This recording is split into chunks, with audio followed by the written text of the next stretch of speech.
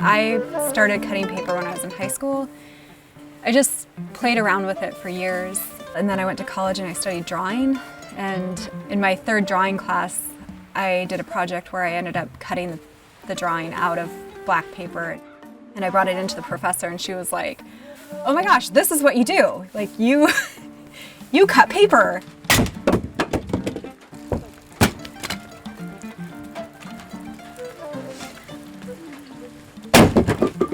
I'm Felisa Higman, and I'm a cut paper artist in Sylvia, Alaska. We're here at my studio. I feel like Alaska is different than anywhere else, and having grown up here, I didn't want anything more than to just get out. I decided I really just wanted to travel around the world and see everything and go everywhere and live somewhere with more people and more options.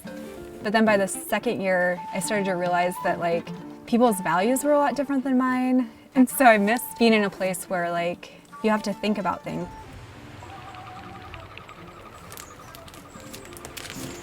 This is part of my Alaska Problems series, which was like first world problems, but Alaska style. So everybody had a story about bears eating things they weren't supposed to. This was a bear ate my bicycle.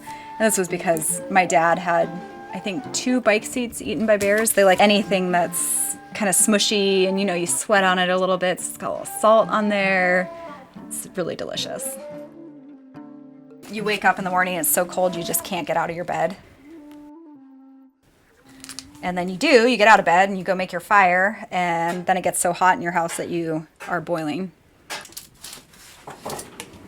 I'm willing to use any tools available to get the results I want.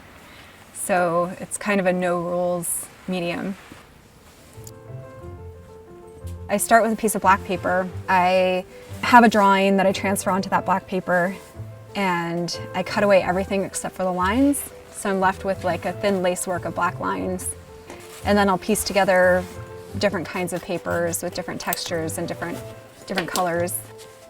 I work from front to back in the image, so whatever's in the foreground I have to do first, so you can see when you look at a finished piece what's closest to the viewer and what's farther away.